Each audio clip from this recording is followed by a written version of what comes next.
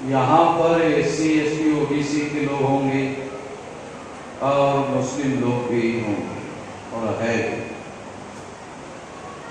तो इसलिए इस बात को खास तौर को जो समझ में नहीं आता है उसे समझाया, और यदि लोगों को बात समझ में आती है तो फिर समझदारी पैदा होगी और समझदार लोग समझदारी की तरह काम करेंगे। इसलिए मैं सारे देश भर में 47 साल हो गए हैं ये कर रहा हूं। 18 साल 3-4 महीने की मेरी उम्र थी तब से कर रहा हूं। अभी मेरी 65 साल की उम्र चल रही है, तो 47 साल से। तो इसके आधार पर देश में कोई दिन ऐसा नहीं निकलता है जिसमें हिंदू मुसलमान की चर्चा शुरू नहीं की जाती या की नहीं जाती।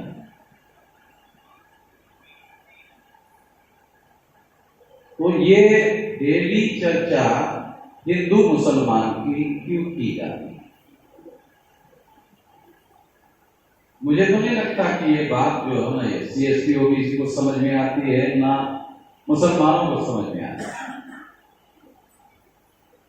क्योंकि ज्यादातर लोग जो है केवल प्रतिक्रिया करते हैं, या प्रतिक्रिया ये क्यों चर्चा करवाई जा रही है ये समझे बगैर करवाई जा रही है।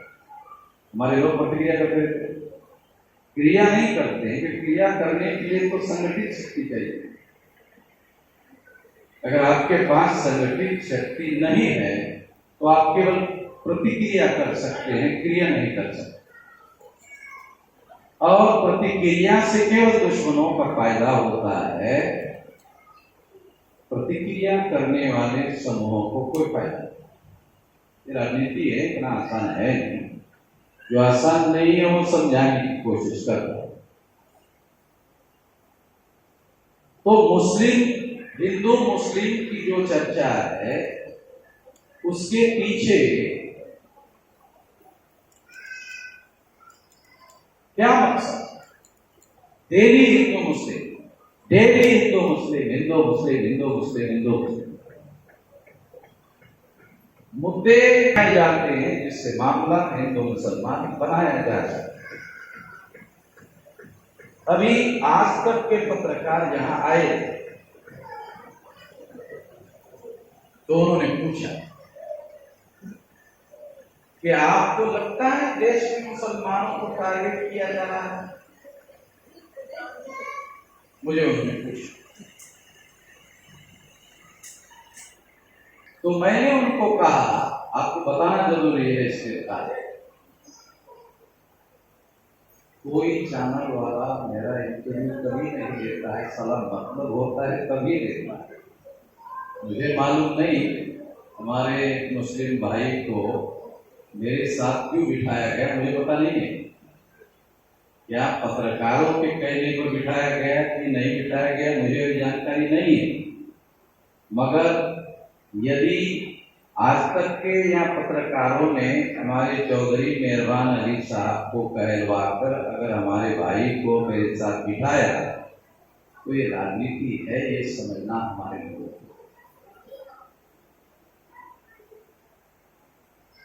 तो ये बात मैं आपको थोड़ा समझाना चाहता हूं। उन्होंने पूछा कि क्या इस देश में मुसलमानों को टारगेट किया जा रहा है? तो मैंने क्या जवाब दिया? वो दिखाने वाले दिखाएंगे 200% है, क्योंकि उनके फायदे की बात नहीं, उनके नुकसान की बात है, क्यों दिखाएंगे? मैंने उनको कहा देश में मुसलमानों को टारगेट किया जा रहा है, ऐसा माहौल बनाया जा रहा है, मगर मुसलमानों को टारगेट करने के पीछे SC ST OBC को हिंदू बनाने का मकसद है। इसलिए मुसलमान को टारगेट लक्ष्य नहीं।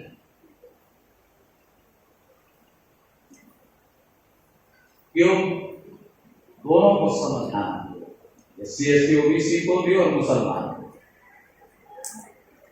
ब्राह्मण लाख प्रचार करे, SC ST OBC को हिंदू बनाने, तो मैं स्टैम्प पेपर पर लिखवा देता हूं, एक भी SC ST OBC का आदमी हिंदू बनने के लिए राजी नहीं।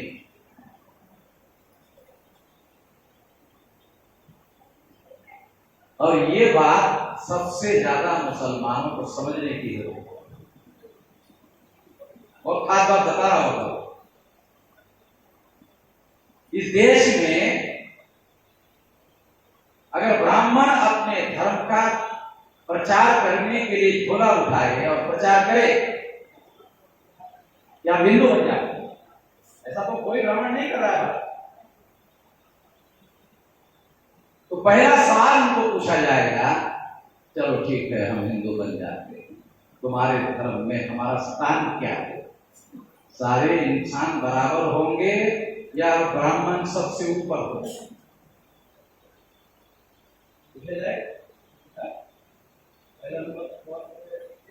तो इसका जवाब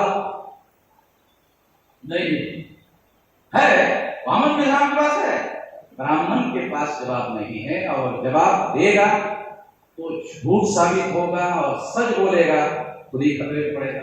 सच क्या बोलना पड़ेगा? क्या हम ब्राह्मण जो है ऊपर ही रहेगा, शूद्र जो है, जो पिछड़े वर्ग का है वो शूद्र होगा, और शेड्यूल कास्ट शेड्यूल ट्राइब को वर्ण व्यवस्था के बाहर हो, अंदर भी नहीं होगा। आउटकास्ट, बाबा साहब आम्बेडकर ने उनको अंग्रेजी शब्द यूज किया, आउटकास्ट। जैसे कोई बिल्डिंग बनाने के लिए आपने मटेरियल खरीदा, आपकी बिल्डिंग पूरी बन गई, बनने के बाद कुछ मटेरियल बच जाता है, तो बचने के बाद उस मटेरियल को आप क्या कहते हो? आप नहीं बताओगे, मैं वेस्ट मटेरियल, वेस्ट मटेरियल। तो SC ST NT एक ब्राह्मण के लिए वेस्ट मटेरियल, मुसलमानों को समझना जरूरी है, वेस्ट मटेरियल। तो वर्ण व्यवस्था तो बन गया, ब्राह्मण बन गया, क्षत्रिय बन गया, वैश्य बन गया, शूद्र बन गया। तो जो SC ST NT है वो तो इसमें है ही नहीं। बाबा साहब आम्बेडकर कहते हैं आउटकास्ट, वर्ण बाह्य, ये वर्ण व्यवस्था के बाहर के लोग हैं।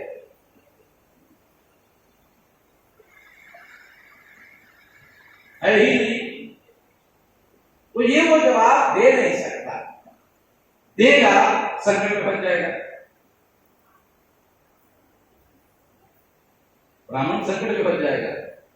वो ये कह नहीं सकता कि हमारे धर्म में सारे इंसान बराबर है, जैसे मुसलमान कहते, जैसे ईसाई कहते, जैसे बुद्धिस्ट कहते, जैसे जैन कहते हैं, जैसे लिंगायत कहते हैं, जैसे सिख कहते, सारे इंसान बराबर है। ऐसा ब्राह्मण धर्म में कहीं पर भी नहीं है। क्या लिखा हुआ है? ब्राह्मण सबसे ऊपर है। अगर वो एक पहली क्लास में भी नहीं पढ़ा है, वो भी आपके यूपी में उसको पंडित जी, हमारे महाराष्ट्र में पंडित किसको बोलते हैं? जो विद्वान है उसको पंडित। आपके यहाँ एक पहली क्लास भी अगर ब्राह्मण पढ़ा लिखा नहीं है, अब पंडित जी बोलते ना, 25 साल से आ रहा हूँ, जानता हूँ, मैं जानकारी लेकर बोलता हूँ, सबूत के साथ बोलता हूँ, बगैर सबूतों के कोई बात करता नहीं। मैं आपको समझा रहा हूं। तो ब्राह्मण ये कह नहीं सकता सारे इंसान बराबर है। इस्लाम तो ठोक कर कहेगा सारे इंसान।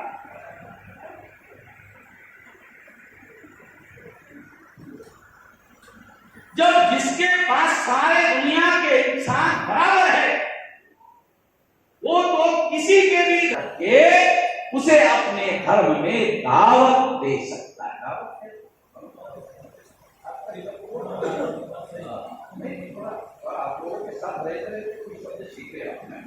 सीखना पड़ता है। वहां दावत जाकर दे सकते, क्यों? क्योंकि आपके पास सारे दुनिया के इंसान बराबर है, इसलिए आप दावत दे सकते। ब्राह्मण दावत नहीं दे सकता क्योंकि सारे इंसान बराबर नहीं।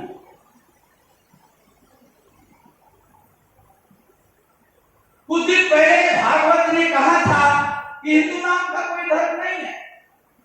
वो मेरी वजह से उसको कहना पड़ता है, मैं कहता हूं कि हिंदू नाम का कोई धर्म नहीं। यदि इंग्लैंड में एडल्ट फ्रेंचाइज, प्रौढ़ मताधिकार, शायद आपके यूपी में वयस्क मताधिकार है।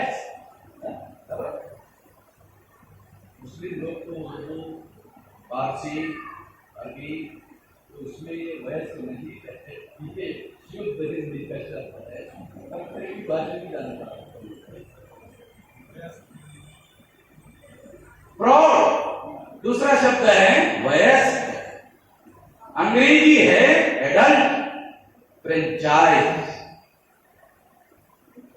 जब ये लड़ाई इंग्लैंड में शुरू हुई, आंदोलन शुरू हुआ, तो इंग्लैंड में भी केवल दो प्रकार के लोगों को वोट का अधिकार था, पढ़े लिखे लोगों को और टैक्स पेयर। केवल दो लोगों को वोट का अधिकार था, महिलाओं को वोट का अधिकार ही नहीं था। जो दो लोगों को वोट का अधिकार था, वहां आंदोलन शुरू हुआ, हर 21 साल के व्यक्ति को वोट का अधिकार मिलना चाहिए। ये 1919 के आसपास की बात है। आंदोलन शुरू हुआ इंग्लैंड में, अब खतरे की घंटी बजी भारत में। क्यों? क्योंकि भारत भारत नहीं था, भारत ब्रिटिश इंडिया। ध्यान रखना शब्दों को, मैं अगर सोचे समझे शब्द उपयोग में नहीं लाता। इंडिया और ब्रिटिश इंडिया में फर्क है। उस समय ब्रिटिश इंडिया था, इंडिया भारत। तो भारत के रहने वाले जो जागृत ब्राह्मण थे, उन लोगों को समझ में आया कि आज नहीं तो कल, कल नहीं तो परसों, परसों नहीं तो तरसों, तरसों नहीं तो नरसों इंग्लैंड में जो कानून बनेगा वो भारत में जरूर आएगा। और अगर वयस्क मताधिकार भारत में लागू हुआ तो ब्राह्मणों की संख्या 3.5% है, और 3.5% वोटों के आधार पर ग्राम पंचायत में ब्राह्मण था। तो गांव का सरपंच कैसे बनवा लेगा? जो गांव का सरपंच नहीं बनवा सकता, वो देश की पंचायत का प्रधानमंत्री कैसे बनाएगा? किसी ब्राह्मण ने ये नहीं कहा मैं ब्राह्मण का दिमाग पढ़ता हूं। आपको लिखा हुआ मैं तो दिमाग पढ़ता। उस समय जो लिखी हुई बातें है कि वो ऐसी मांगे क्यों कर रहे थे? आरएसएस के लोग प्रौढ़ मताधिकार के विरोधी थे, वयस्क मताधिकार के विरोध में थे। और इस वजह से भारत में उन लोगों ने इन बातों को ध्यान में रखते हुए, जो अपने को ब्राह्मण कहते थे, जो ब्राह्मण अपने को ब्राह्मण कहते थे, उन ब्राह्मणों ने 1922 को हिंदू महासभा नाम का संगठन बनाया, जिसको दयानंद सरस्वती कहते थे। हिंदू मुसलमान की दीदी गाली है और हमें बर्दाश्त नहीं है, बर्दाश्त नहीं करेंगे। हिंदू मुसलमान की दीदी गाली है। 1875 को दयानंद सरस्वती, जो गुजरात के राजकोट डिस्ट्रिक्ट का टंकारा गांव का दयानंद सरस्वती नाम का ब्राह्मण, जिसने आर्य समाज नाम का संगठन बनाया, अपने संगठन का नाम हिंदू समाज नहीं रखा, आर्य समाज। उसने लिखा सत्यार्थ प्रकाश में लिखित बात कह रहा हूं। हिंदू मुसलमान की दीवी गाली है, जो ब्राह्मण हिंदू मुसलमान की दीवी गाली है ऐसा कह रहे थे, उन्हीं ब्राह्मणों ने 1922 को हिंदू महासभा की स्थापना की।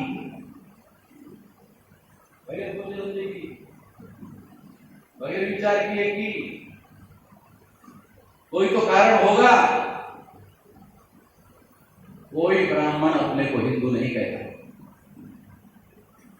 कोई ब्राह्मण अपने को हिंदू नहीं मानता। एविडेंस जब शादी करता है तब टेस्ट होता है आदमी का कि ये हिंदू है या नहीं। कोई आदमी हिंदू है या नहीं है इसका टेस्ट करने के लिए सबूत बता। सबूत क्या है? अगर ब्राह्मण अपनी शादी योग्य लड़की का प्रस्ताव SC ST OBC को, जिसको वो प्रचार में हिंदू कहते हैं, अगर ब्राह्मण भी अपने को हिंदू कहता है तो अपने लड़की का प्रस्ताव SC ST OBC को, जिनको वो हिंदू कहते हैं, लेकर जाता है? कोई ब्राह्मण जाता है? किसी SC के ST के OBC के आदमी कहता है मानवर मेरी बेटी ग्रेजुएट हो गई है, तेरा बेटा भी ग्रेजुएट है, होने दो शादी बराबर हो गया, मेरी बेटी ग्रेजुएट तेरा बेटा ग्रेजुएट, हम तो अनपढ़ है मगर दोनों पढ़े लिखे हैं, होने दो शादी। ऐसा भारत में कोई भी ब्राह्मण किसी SC ST OBC के पास शादी का प्रस्ताव लेकर नहीं जाता है। क्यों नहीं जाता है? क्योंकि वो प्रचार के लिए अपने को हिंदू कहता है, हिंदू है नहीं, अपने को हिंदू नहीं मानता, अपने को हिंदू नहीं मानता। मानता होता तो दूसरे हिंदुओं के घरों में अपनी लड़की का प्रस्ताव लेकर जाता शादी के लिए। ऐसा ब्राह्मण कभी नहीं करता। बीजेपी में मुसलमान जाते नहीं है, तो बीजेपी में भी एक हाथ चेहरा मुसलमानों का हो तो RSS के ब्राह्मण किसी मुसलमान को दामाद बनाने के लिए अपनी लड़की दे दे। सच्चाई है वो आप लोगों को बताना चाहता हूं। जो सच्चाई है उनको मित्री भी बनाते, जहानवाज हो या सिद्दीकी अपने दिल में कभी नहीं है, मुरली मनोहर के दामाद है।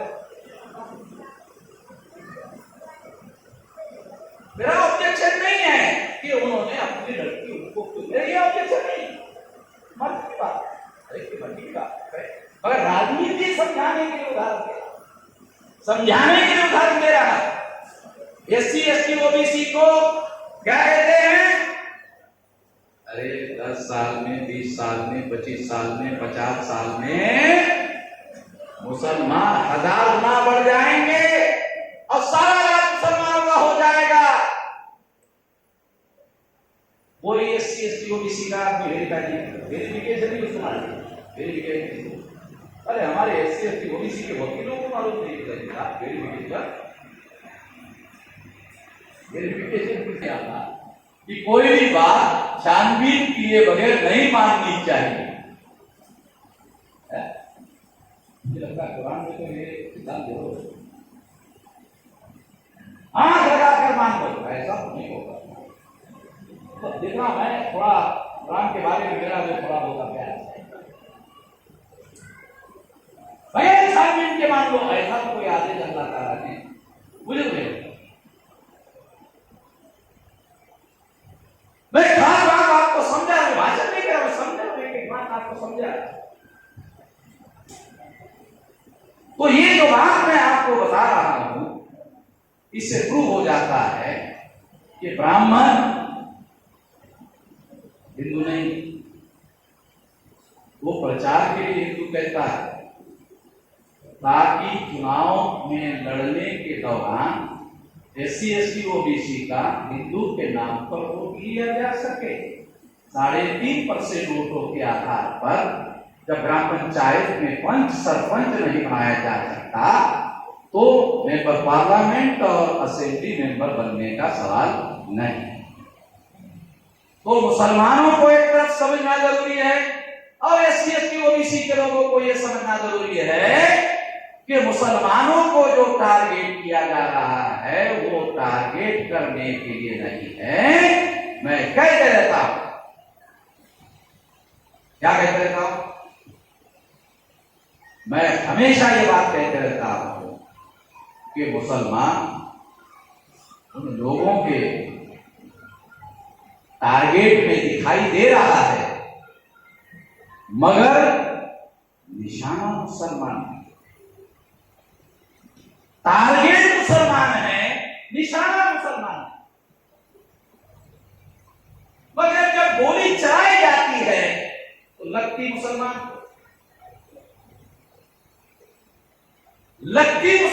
को है, तो जिसको लगेगी तो प्रतिक्रिया करेगा, वो प्रतिक्रिया करेगा।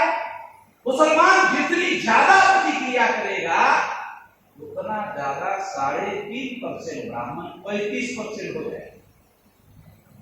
तो एससी एसटी ओबीसी प्रतिक्रिया में हिंदू बनता है, प्रचार से हिंदू एससी एसटी को बनाना संभव नहीं है, क्योंकि ब्राह्मण धर्म जो है हिंदू धर्म नाम का कोई धर्म नहीं है, ब्राह्मण धर्म है, ये वर्ण धर्म है। मुसलमान दो काम करे बहुत आसान होता है।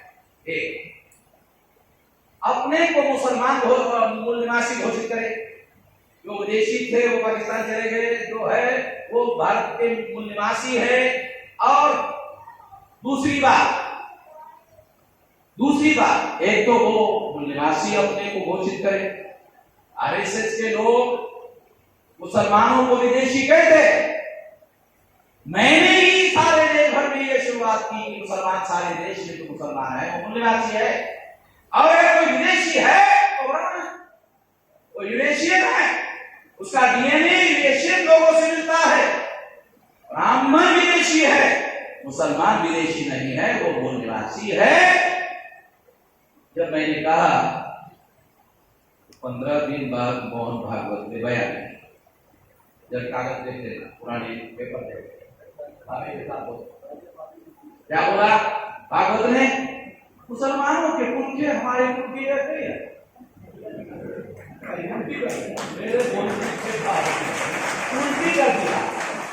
पहले विदेशी कहते थे, अब कहने लगे एक ही है, मुसलमानों के पुरखे हमारे पुरखे एक ही है। तो पहले मालूम नहीं था। ये जो डॉक्टर मोहन भागवत है ना, ये जानवर का डॉक्टर वो हमारे जब यवतमाल जिला है, मेरे जिले के बॉर्डर में चंद्रपुर है, वहां का मेरे जिले के बॉर्डर में मैं जानता हूँ। हमारे महाराष्ट्र में इसको दो डॉक्टर जी तो ये जानवरों का डॉक्टर है, तो इंसानों की समझदारी ज्यादा नहीं हो। मैं आप लोगों को बहुत खास बात समझा रहा हूं। वो खास बात ये है कि देश में हिंदू मुसलमान की चर्चा, केवल हिंदू मुसलमान की चर्चा जब होती रहेगी तो एससी एसटी ओबीसी हिंदू बने। समझ लो, मुसलमान को समझ में आए, आपको मामला इंसान को कुछ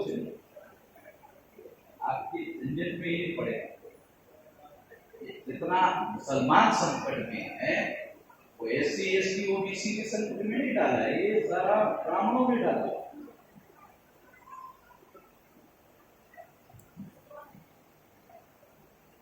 तो ब्राह्मण जो है उसको समझने की, उसकी जो दिमागी स्थिति है उसको समझने की जरूरत है। एडल्ट फ्रेंचाइज में, प्रौढ़ मताधिकार में ब्राह्मणों ने अपने दाव पेच में परिवर्तन किया। जो ब्राह्मण हिंदू को गाली कहता था, उस ब्राह्मण ने दाव पेच के तहत हिंदू शब्द स्वीकार किया।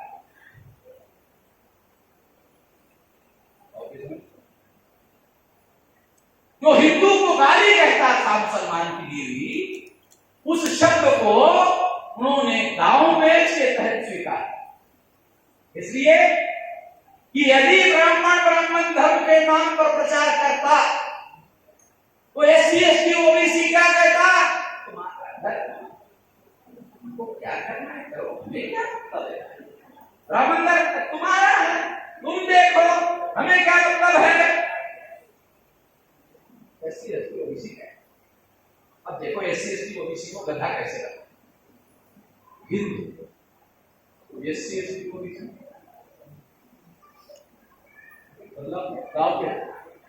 बदलाव कुछ भी नहीं किया, केवल प्रचार में हिंदू शब्द लाए, प्रचार में हिंदू शब्द लाए। एक बात, दूसरी बात, वो प्रचार से हिंदू नहीं बना सकता, इसलिए हिंदू मुसलमान की चर्चा करके प्रतिक्रिया निर्माण करवाता है। फसाद SC ST OBC को हिंदू बनाने का ब्राह्मणों का राष्ट्रीय कार्यक्रम,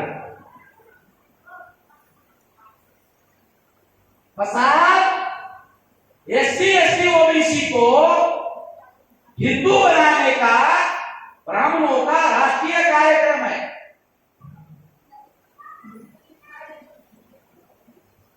कुछ मुसलमानों को लगता होगा कि मैं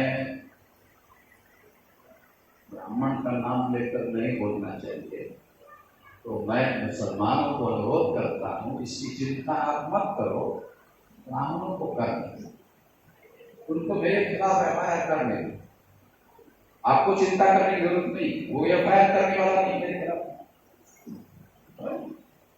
क्योंकि आर्टिकल 19 आपको पता नहीं, संविधान का आर्टिकल 19 जिसके तहत मुझे बोलने की आजादी मिली, वो बाबा साहब अम्बेडकर का दिया हुआ अधिकार है, सारे किसी के बाप का दिया हुआ तो है नहीं। मैं तो कह सकता हूँ मेरे बाप का दिया हुआ है, मैं तो कह सकता हूँ मेरे बाप का दिया हुआ है, इस अधिकार के तहत मैं बोल रहा हूँ, और तुम्हारे मनु के बाप का नहीं है, मेरे बाप का है, जिसके तहत मैं बोल रहा हूँ, और ये मौलिक अधिकार है, ये बोलने का मेरे पास अधिकार है। मैं सुप्रीम कोर्ट के लॉयर को भी मैं नहीं समझाता, इसको थोड़ा समझो, एक पढ़ लो दोबारा, कॉन्स्टिट्यूशन में आर्टिकल 19 पढ़ लो, ठीक से पढ़ो क्या लिखा हुआ। ये जो विश्लेषण करके, डाटा और इंफॉर्मेशन का उपयोग करके मैं विश्लेषण करके बातें समझा रहा हूं, ये मौलिक अधिकार है। कहीं मुसलमानों को भी कहना चाहिए, बोलना चाहिए, मगर मुसलमानों में धार्मिक धारणाएं ज्यादा गहरी है, उनके अंदर सामाजिक और राजनीतिक चेतना का अभाव।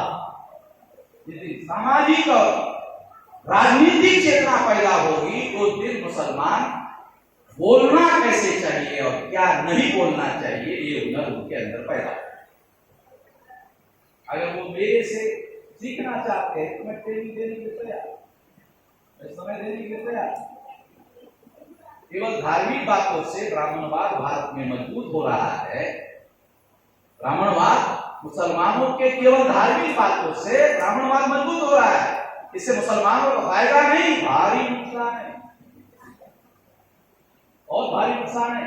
इससे ध्रुवीकरण हो जाएगा SC ST OBC का ब्राह्मण का, और ब्राह्मण SC ST OBC का मुसलमानों के खिलाफ इस्तेमाल करेगा।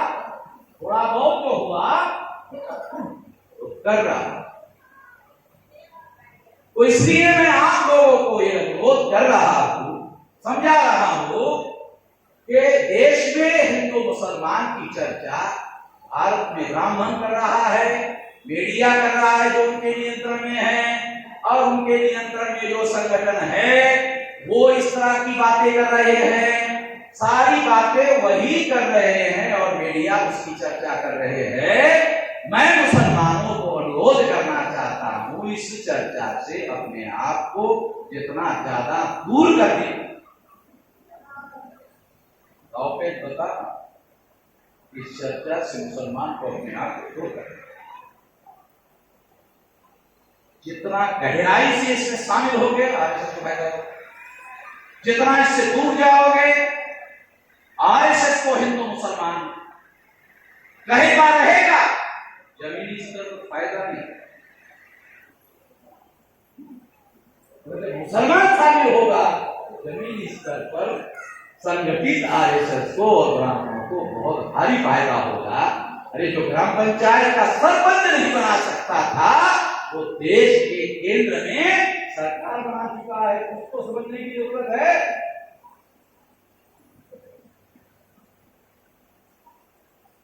साथियों ये बात मैं आप लोगों को बता रहा हूं, एक तो दूर जाना चाहिए इस चर्चा से, कोई आधा काम दूर जाना, आधा काम, दूसरा आधा काम क्या करना चाहिए। जब ब्राह्मण एससी एसटी ओबीसी पर मुस्लिम विरोध निर्माण करके प्रतिक्रिया पैदा करता है, वो प्रतिक्रिया से एससी एसटी ओबीसी हिंदू बनता है और यह प्रतिक्रिया मुस्लिम विरोधी होती है। हमारे जो भाई है बैठे वो भी इधर एक दूसरे पर बात की, इसकी बता समझो तो बात वैसी नहीं जैसा वो समझते हैं। एससी एसटी ओबीसी के जो लोग हैं वो इस देश के मूल निवासी है और ब्राह्मण यूरेशियन है।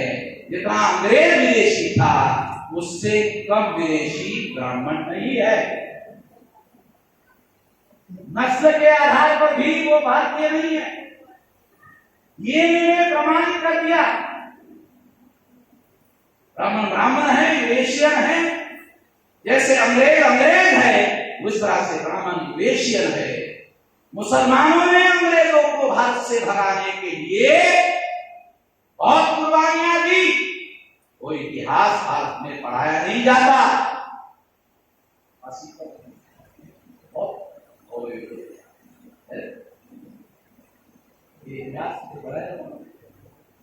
आपकी मदद से नहीं पढ़ाया जाता, ये भी मुझे मालूम नहीं, ऐसा नहीं कह सकता मैं। आप कहो, मैं नहीं कह सकता। पढ़ाया नहीं जाता, पढ़ाया नहीं जाता, ब्राह्मणों के स्कूलों में नहीं पढ़ाया जाता। समझ में आता है मदरसे जो मुसलमान चलाते हैं, मुसलमानों में इस देश के आजादी के लिए कितनी भयंकर कितनी कुर्बानियां दी, कितने लोग तो मेरे ख्याल से शहीद नहीं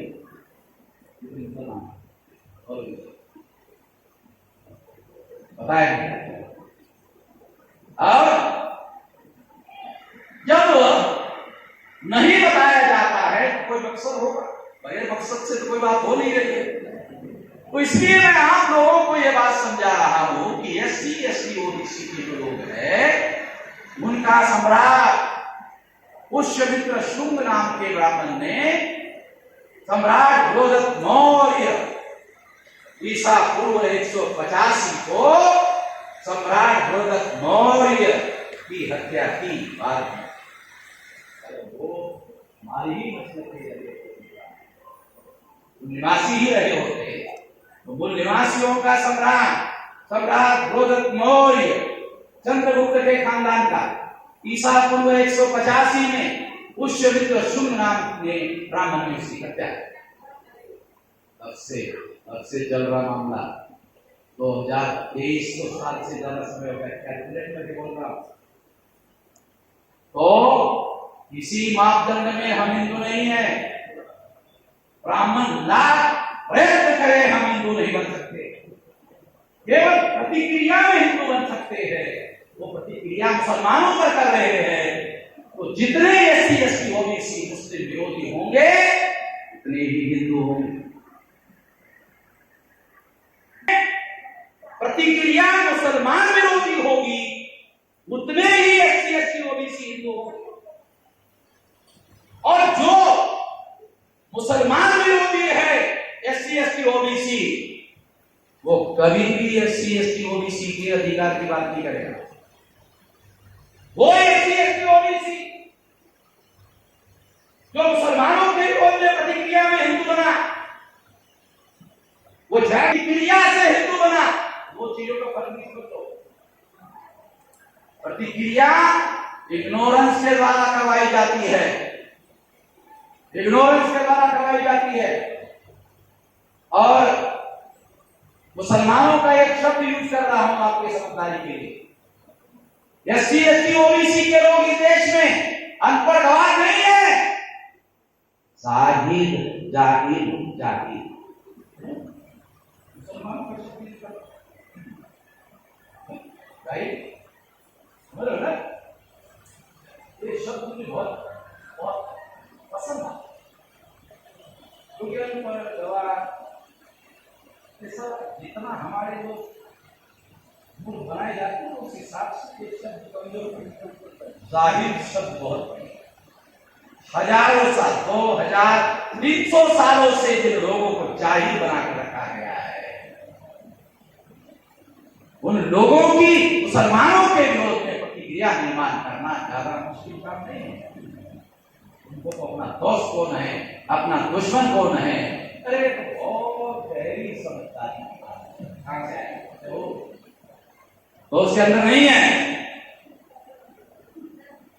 इसलिए आपको बता रहा हूं, इसलिए आपको समझा रहा हूं कि प्रतिक्रिया व्यक्त करने के लिए एससी एसटी ओबीसी प्रतिक्रिया करे मुसलमानों के विरोध में, ब्राह्मणों के कहने पर मुसलमान अवसर ना, मुसलमान अवसर ना दे, आपका 50% काम हो जाएगा।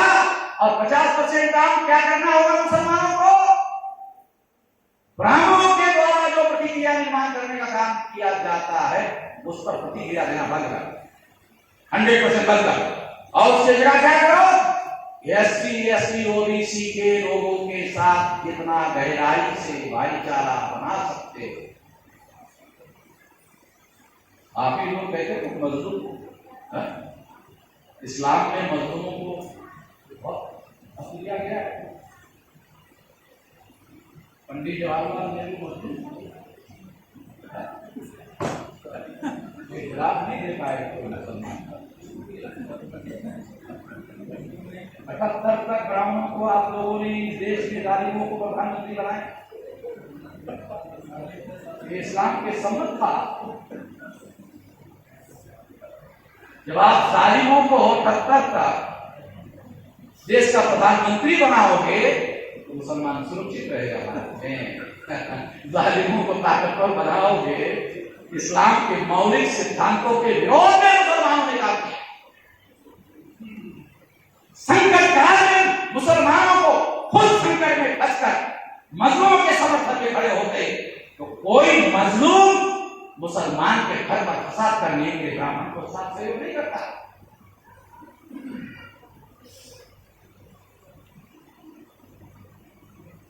मैं आपके समझदारी को बढ़ावा देने के लिए कह रहा हूं, ब्रेक देने के लिए नहीं कह रहा हूं। काम का आपको मेरे से झगड़ा नहीं करो, मैं आप लोगों से झगड़ा नहीं करना चाहता, क्योंकि मैं ये बातें जागृत करने के लिए कह रहा हूं। लखनऊ में हमने राष्ट्रीय अधिवेशन में चर्चा की, दिन भर मुसलमानों का सब्जेक्ट, दिन भर 2 सत्रों में सारे सवालों के मुसलमानों के जवाब दिए। आखिरी तीसरे सत्र में मुसलमान ने सवाल पूछा, सभी लोगों ने हमको ठगा, तुम नहीं ठगोगे उसकी क्या गारंटी है, तुम नहीं ठगोगे उसकी क्या गारंटी है। तो हमने जवाब दिया, पहले तो मैंने कहा देखो भाई,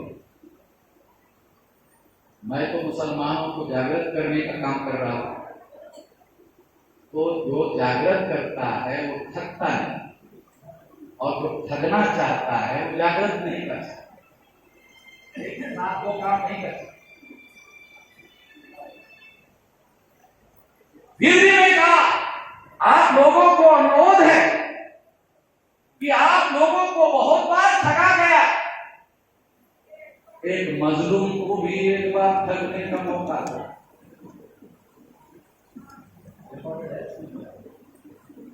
जालिमों ने बार-बार ठगा, बार-बार आपने उनको दिल्ली के गद्दी पर पहुंचाया।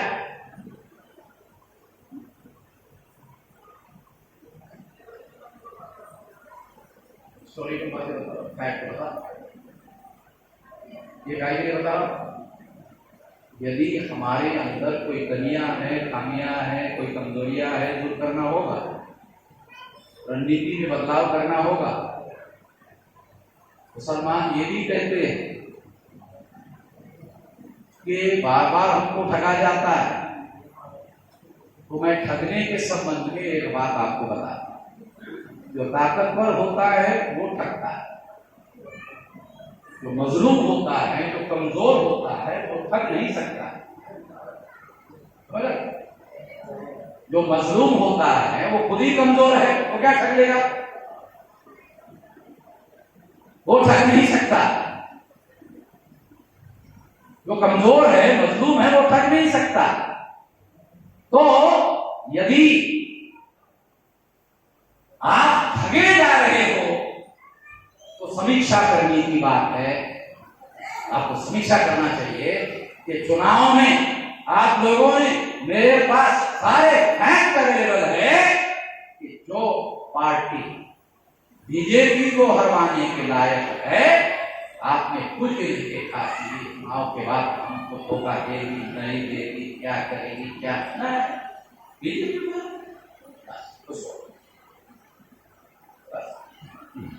ये देखा। इसका मतलब है कौन बीजेपी को हरा सकता है, मतलब कौन ताकतवर है, कौन शक्तिशाली है। अब शक्तिशाली आदमी ठगेगा नहीं करेगा। आपने ताकतवर, एक ताकतवर को पराजित करने के लिए दूसरे ताकतवर को ताकत दी। आप बताओ मजलूमों को आपकी ताकत।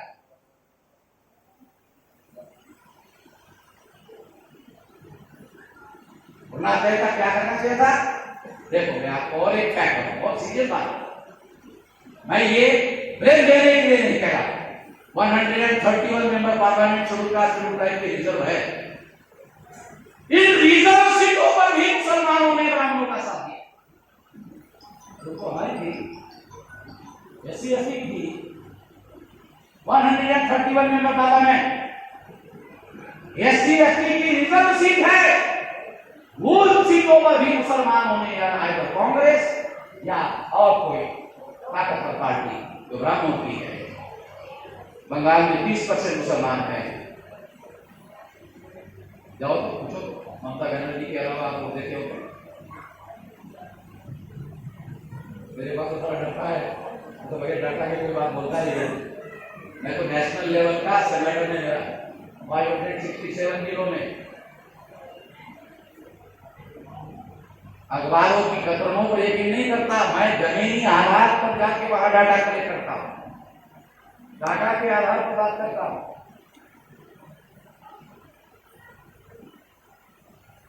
तो इसलिए मैं आपको बता रहा हूं कि जवाहरलाल नेहरू ने 3.5% ब्राह्मणों को 60% टिकटें दी। 47% ब्राह्मण चुना कर लाए पहले संसद। ब्राह्मणों का राज भारत में स्थापित हुआ। 78 में मुसलमानों की आंखें खुली और जनता पार्टी है, रिकॉर्ड है 78 में। 78 तक मुसलमान आग लगाकर कांग्रेस के साथ में खड़ा। कांग्रेस मीन्स जालिम एंड जालिम मीन्स। अगर आप लोगों ने जालिमों को मदद करने का काम किया तो ये आपने अपने सुरक्षा के विरोध में काम किया। जालिम देश में मजबूत हो गया। अरे 3.5% ब्राह्मणों के 5 नेशनल लेवल की पार्टियां हैं। 5 कांग्रेस, बीजेपी, कम्युनिस्ट, मार्क्सवादी कम्युनिस्ट, तृणमूल कांग्रेस, सारी ब्राह्मण पार्टी। 3.5% ब्राह्मणों की 5 नेशनल लेवल की पार्टियां आप लोगों ने बनवाई, मजबूत की। और वो लोग मुसलमानों में भय भी पैदा करेंगे तो आप वोट कैसे दोगे? वही लोग जिनको आप वोट देते हो वही आपके अंदर भय पैदा करते हैं। और भय पैदा करने के बाद चुनाव के दौरान कहते देखो हमें वोट नहीं दोगे तो बीजेपी आ जाए, दोहन भी करते भय पैदा करते हैं और भय दोहन भी करते हैं। भय एंड भय दोहन, ये राजनीति आज समझने की जरूरत है। मैं ये बातें मुसलमानों को जागृत करने के लिए कह रहा हूं। बहुत गहरी राजनीति बातें हैं, लेने के लिए नहीं है। दूसरी बात, एससी एसटी ओबीसी के लोगों को कहना चाहता हूं, जितना ही देश में एससी एसटी ओबीसी की चर्चा बंद करना है तो ब्राह्मण लोग बंद करते हैं। कैसे? डेली हिंदू मुसलमान, हिंदू मुसलमान, हिंदू मुसलमान, हिंदू मुसलमान, हिंदू मुसलमान, डेली चर्चा होगी। एससी एसटी ओबीसी की सारी समस्या का समाधान हो गए। पार्लियामेंट है, कभी एससी एसटी ओबीसी का मुद्दा पार्लियामेंट में उठाता है? सुना आप लोगों ने? कोई एससी एसटी ओबीसी का आदमी पार्लियामेंट में एससी एसटी ओबीसी का मामला नहीं उठाता। यदि किसी मेंबर पार्लियामेंट ने बीजेपी के मंच पर मामला उठाया तो उसको कहा जाता है तुम एससी एसटी ओबीसी नहीं हो। पहले एससी एसटी ओबीसी थे, इधर आने के बाद अब तुम हिंदू हो गए हो, कोई बात अगर करनी है कर सकते हो हिंदू की बात, और हिंदू की करना है तो फिर मुसलमान का विरोध कर नहीं सकते। इस्तेमाल समझ रहा? मुझे नहीं लगता कोई मुसलमानों को ये बात समझा सकता है, किसी को समझ में नहीं आती है। मुसलमानों को समझ में आती है ना, एससी एसटी ओबीसी को समझ में आती है, और फिर वो मंच से निकल जाते हैं।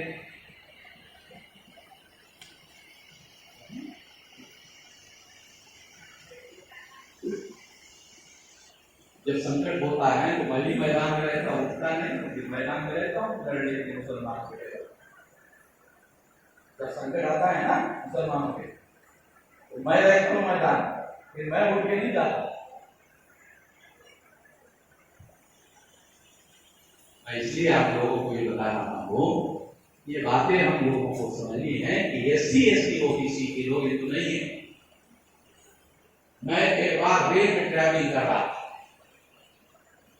रेल के रिजर्व कंपार्टमेंट में आप जानते हो कि अगर AC 2 है तो 6 बर्थ होते हैं, AC 3 है तो 8 बर्थ होते हैं। तो AC 3 की बात, तो 6 लोग जो है 8 लोग उठे कंपार्टमेंट, एक ही बात वो अकेला ही जाता है। बाकी एससी एसटी ओबीसी के लोग वो तो हजारों साल से सारे प्रवचन सुन रहे, उनका काम सुनने का है, वो अकेला ही बात बोल रहा है, अकेला। उसने देखा ये चर्चा शामिल नहीं, ये आदमी चर्चा में शामिल नहीं है। तो उसने मुझे कहा कि ऐसा हिंदू मुसलमान की चर्चा चल रही है, आप इसमें शामिल नहीं। तो मैंने बड़ी बोला, मुझे शामिल करवाना चाहते हो? देखो वो बात सोच में, बात में नहीं बोलना, बात में नहीं बोलना, वो दोबारा सोचो। आप सामने हो गया, आप सामने अपन ने दिया, देखो मेरा छोटा सा आप हिंदू धर्म के धर्म ग्रंथों के नाम बताए, छोटा सा बड़ा सवाल आपने, बहुत छोटा। उसने कहा वेद श्रुति